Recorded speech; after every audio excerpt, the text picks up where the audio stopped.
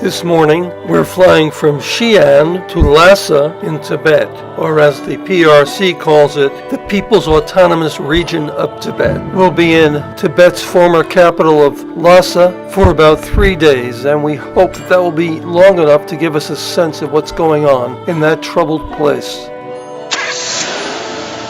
Growing up, we all knew about Tibet. It was that almost mythical kingdom at the top of the world. Reality intruded in 1950 when the People's Republic of China invaded Tibet. In 1959, the 14th Dalai Lama was forced to flee Tibet. Armed resistance against the Chinese followed. That was crushed, but only after much loss of life and destruction that included thousands of Buddhist temples and monasteries, central to the traditional Tibetan culture. By all accounts, the intention of the PRC has been and remains nothing less than the assimilation and absorption of traditional Tibet.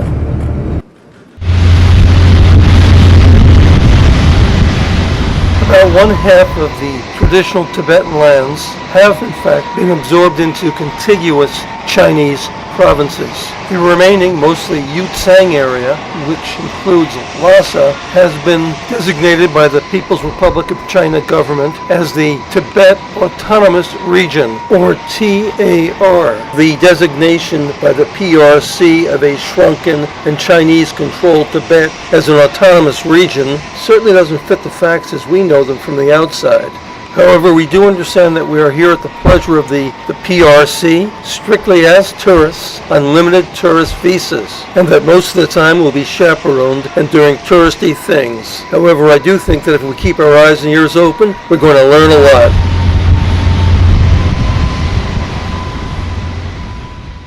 So, after a flight that's uneventful except for the striking views of the Himalayas below, and a nice lunch, we've landed in Lhasa. Even though Lhasa is situated on a relative low spot in the high Tibetan plateau, we're almost at 12,000 feet, and the concentration of oxygen is almost 40% less than it is at sea level. We've been cautioned to stay hydrated and to avoid alcohol, including the local 3% barley beer that even Tibetan children are said to drink. It's a clear, brisk day. No one seems to be having any trouble breathing. What we can notice is that the air seems very dry. This is an arid environment. There's less water vapor at this elevation. We're heading into town where we hope to check into our hotel, the centrally located Shingding Grand.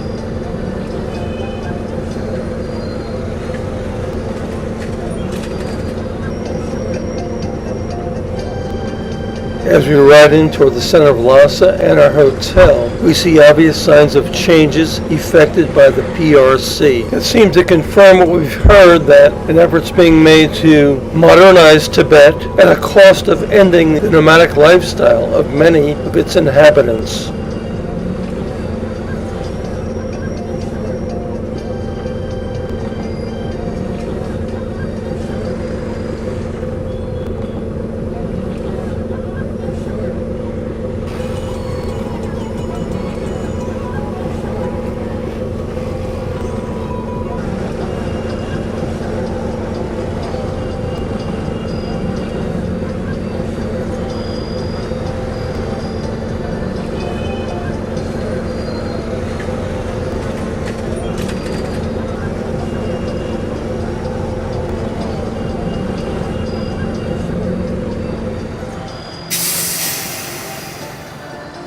We've arrived at the Shinding Hotel in central Lhasa. Our room's not quite ready, so we have a cup of the hotel's special blend coffee and some cookies. Then, quickly, we have our key and we're on the way to the room. The room is okay. The beds are actually fine. We're feeling a little bit strange, maybe the altitude. We try to get some rest before heading back out and rejoining our group for dinner. After a short ride in our bus, we've been dropped off and have only a few blocks to the restaurant. It's about 7:15 here in Lhasa, the same exact time as it is in Beijing, 1,100 miles to the east. And further east, Shanghai is on Beijing time too. The whole country is. Why is that? We can only guess. Right, but I'm aware of my intentions.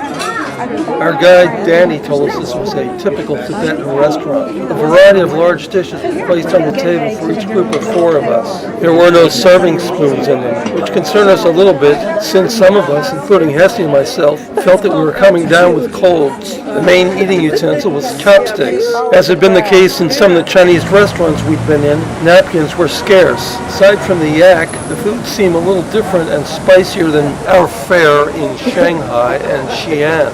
Overall, it was a good experience. We don't know it yet, but we will find that this meal in this restaurant is pretty typical of what we will be offered during our stay in Lhasa.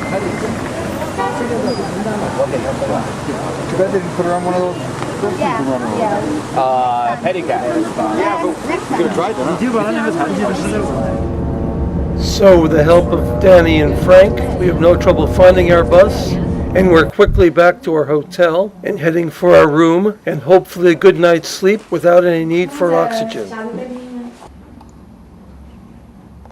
We wake up feeling reasonably okay. At breakfast in the hotel, we're told that our visit to the Potala Palace has been postponed until this afternoon. Hessie and I decide we'd like to go over to the Dahli Lama summer palace. Richard and his grown daughter Maria have the same idea. We hail a cab outside the hotel. Frank, who knows some Tibetan, leans in and tells the driver where we want to go. Then, after he gives us a card with the name and address of the hotel on it so that we can get back, we hop into the cab. It's a short ride, and as you can see, we've gotten here quickly. Norbulingka Park comprises about 90 acres. It's said to be the largest cultivated garden in Tibet. Norbulingka Palace was the residence of the 14th Dalai Lama before he fled to India in 1959. However, there are many rather small palaces on this property, such as the one we're now approaching. Unfortunately, we have not seen a layout with a legend that we can understand, so we're having trouble identifying the buildings. We do know that since the first palace was completed in about 1785, Dalai Lamas, beginning with number 7, have had their summer residences in Norbulingka Park.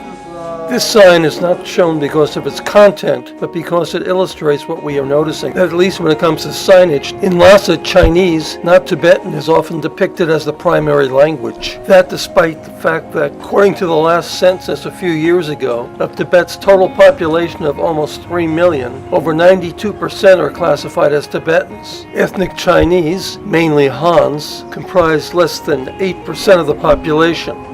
As you can see, we've entered another building. It's in much worse repair than the last. Could this have once been a palace? A guest house? From the sound of the unseen hammer, some minor repairs must be going on. By the way, the music you've been hearing is from an unattended radio in the courtyard. Generally, aside from chirping birds, the crunch of gravel underfoot, and the voices of occasional, respectful tourists, Norbulingka Park is as quiet as a shrine this morning, which of course is exactly what most visitors consider it to be. We wander around for a while longer before we realize that time's running short and we haven't even seen the actual summer palace of the 14th Dalai Lama, now living in exile. Fortunately, a park tram comes along very quickly. We buy tickets and off we go. Though none of the summer palaces in this park are ornate compared to those of European monarchs that we've seen, reportedly that of the 14th Dalai Lama is the most elaborate. However, the Dalai Lamas, unlike some European monarchs, were not in competition with each other. Each Dalai Lama is believed by religious Tibetan Buddhists to be the reincarnation of all the previous Dalai Lamas. For Tibetan Buddhists, the Dalai Lama is revered almost as a deity and is considered the enlightened master of the people.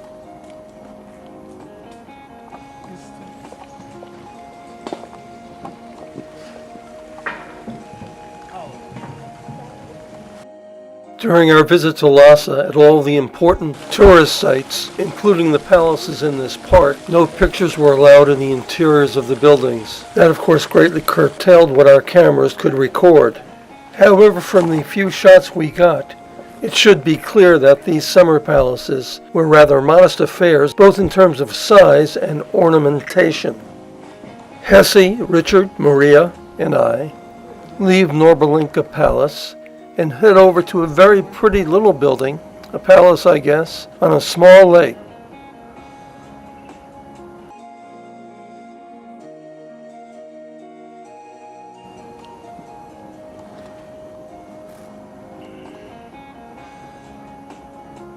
We're about at the opposite end of the park from the entrance we came in. There's no tram in sight, so we're going to have to walk back. There we will find a cab, I hope, that will take us back to the hotel. We hailed a cab, gave the driver the card that Frank gave us, and we're quickly back to our hotel, which is only a mile or so away. After freshening up, we were taken to a restaurant near the Potala Palace. The prominence of the Potala Palace is truly remarkable. Its dominating presence can be seen from just about everywhere in central Lhasa. As we pass in front of the Potala Palace, we see that we are amidst the faithful, many of whom may be pilgrims. They, same as us, must be outside waiting for their appointed time to enter. Apparently, for security reasons, the government strictly limits the number of people who can be at the palace at any one time.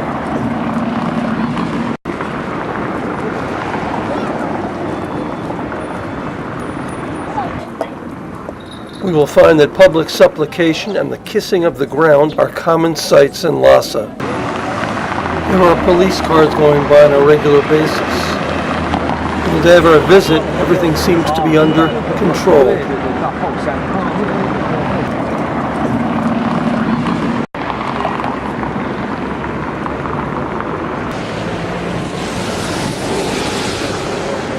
The Dalai Lama's apartment was at the top facing east so that he could get the first rays of the sun.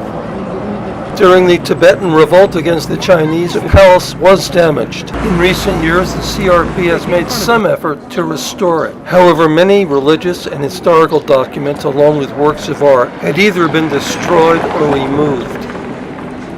Before the PRC invaded Tibet, Potala Palace was the premier place for the instruction of Tibetan Buddhist monks. Today, it is basically a museum. The number of monks has been greatly reduced. Those who will not or might not cooperate have been purged.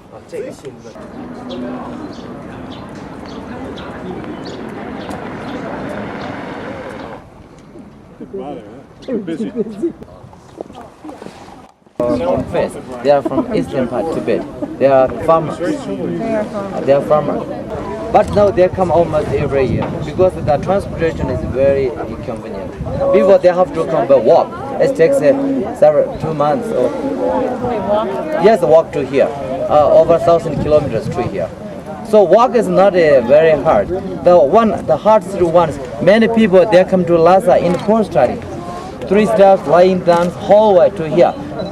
Many people that takes 2 years, more than 2 years, whole way from remote area, from Qinghai or Gansu province, they come to Lhasa just for the worship to the Buddha of Shakyamuni. There's a temple in the center of the Lhasa. We will go to this temple tomorrow. This temple is the most sacred and oldest temple in Tibet. It's the appointed time, so we present our tickets and begin to walk up the path in the more than 400 steps that will take us to the top of the Potala Palace. And the last king was 9th century because the last king was killed and Tibet becomes separate. Many small kings everywhere. Also, this was the worst time for Tibet. As you can see, this is an arduous trek. It's tough even for fit people unaccustomed to the low oxygen. As we make our way, I managed to get a few decent still photos. In contrast with the striking artwork, the rooms of the Potala Palace that we've passed through, including the Dalai Lama's ex-apartment, are poorly lit and ventilated and seem not that well maintained. Prior to the Chinese conquest of Tibet, the only children taught to read and write were boys studying to be monks. Presently, PRC policy is for all Tibetans to receive at least a primary school education. For the next generation, this appears to be a real benefit. Older people, however, are at a great disadvantage because many are not literate. To make matters more difficult, lots of the ethnic Chinese who have settled in Tibet in recent years do not know much of the language. Though Tibetan and Chinese characters might seem superficially similar, they are not. Unlike Mandarin, the Tibetan language has an alphabet. It is said to be derived from Sanskrit.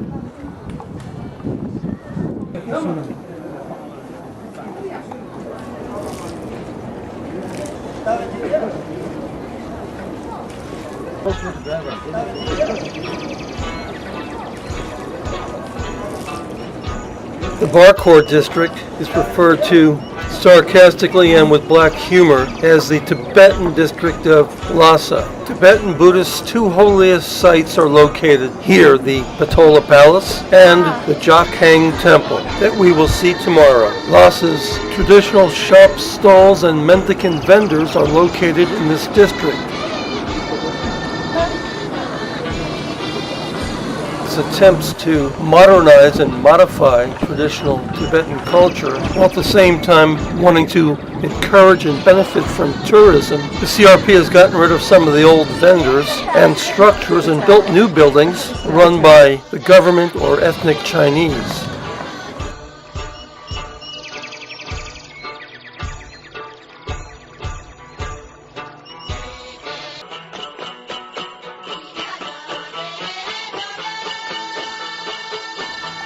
So, as the afternoon winds down, we're back to our hotel. We have a nice room with a courtyard view. It's a very interesting courtyard, though. It seems that many, if not most, of the hotel's staff live on premises. They have access to the hotel's facilities. Some, such as the area below used for breaks and the communal wash trough, appear to have been set aside for their use. We've been told that roof access is permitted. We've decided to go up and see what we can see.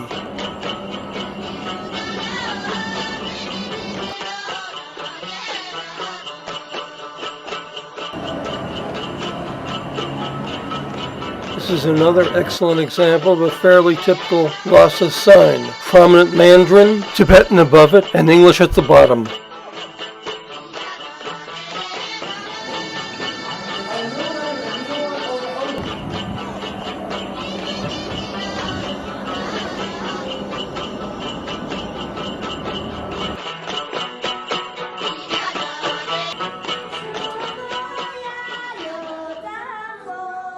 We're back in the Barkhor District this morning. We have tickets to visit the Jokhang Temple. It's the holiest of all Tibetan Buddhist sites. As with the Potala Palace, access is strictly limited. The Jokhang Temple is simply not designed to safely accommodate all the pilgrims and tourists who want to see it. At any rate, not all at once.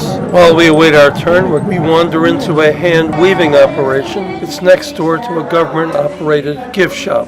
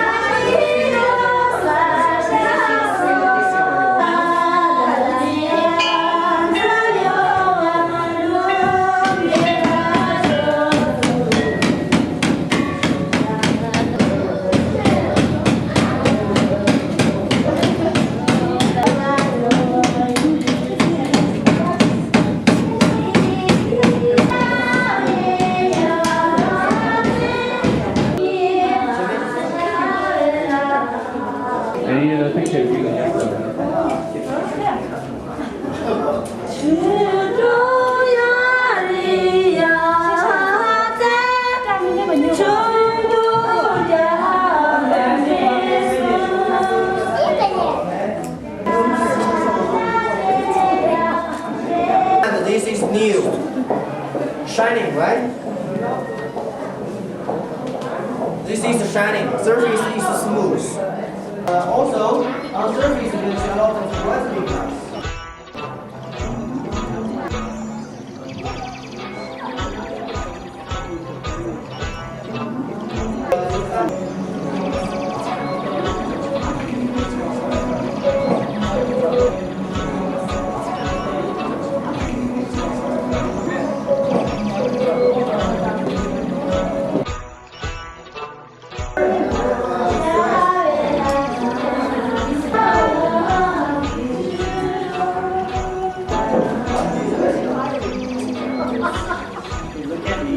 been told that pictures of the Dalai Lama can now be shown. We haven't seen any though. Maybe it's still not a prudent thing to do.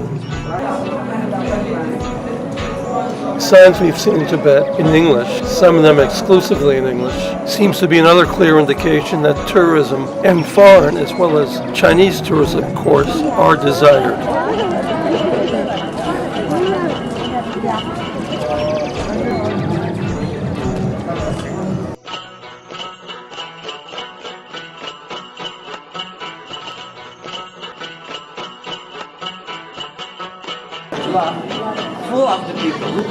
As I've said, there's new construction in the area, and so traditional small shops such as these have declined. We've heard reports that too high a percentage of Tibetans are living in abject poverty, unable to find employment, and this has caused family domestic problems, increased drunkenness, crime, and even prostitution. However, in fairness, it must be said that during our short time in Lhasa, we have seen with our own eyes little drunkenness and neither crime nor prostitution.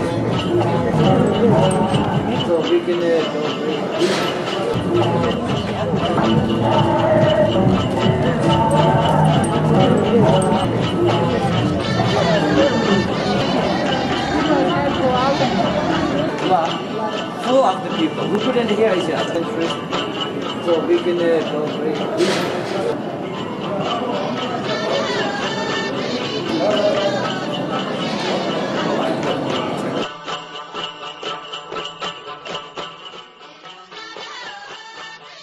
Inside the Jokhang Temple, it was dark, most of the light coming from the votive candles in a maze of chapels. Despite the number of people allowed to enter at any one time being limited, the temple was extremely crowded. We were just able to squeeze by all the people praying without slipping on spilled yak butter meant for the votive candles. It was a memorable experience, but we were happy to get outside again and breathe the fresh, rarefied air.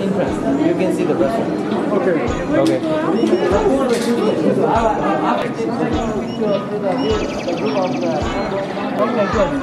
Yes. No, it's a Orang binibigay niya? Kinuha ng picture and she said, You have a pen? He has a pen. Oh, thank you, sir. That little girl wanted her picture taken. A member of our group obliged, and we'll send it to her.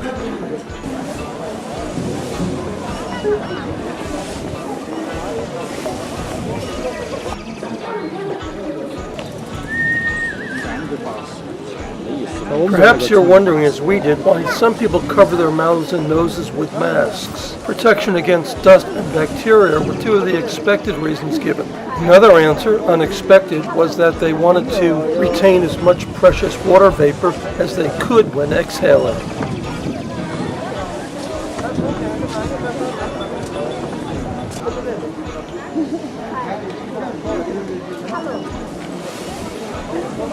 Our last video of Tibet, all shot here in the Barkhor District today, before and after lunch, now follows.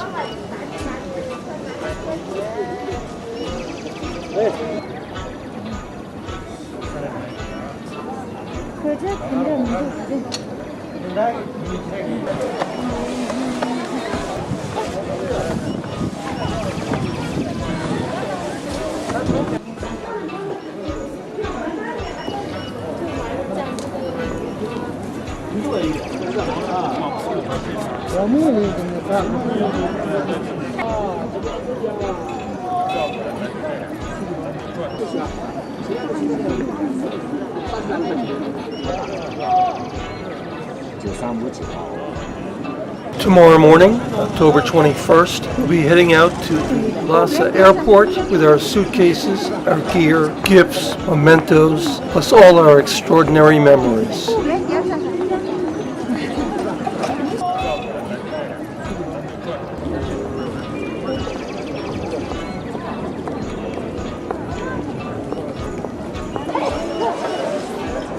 Tonight will be a bad one for Hessie. She'll have trouble breathing and require oxygen. I'll call the desk, somebody will come up promptly, unlock the valve, and, with very poor English, give her instructions.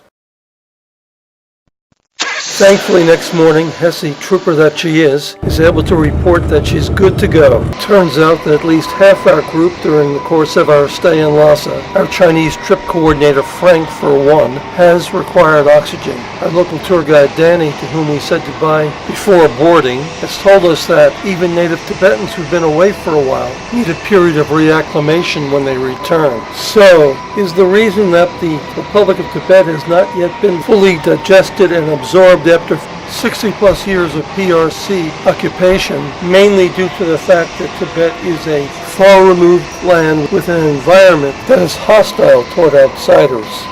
I leave wondering.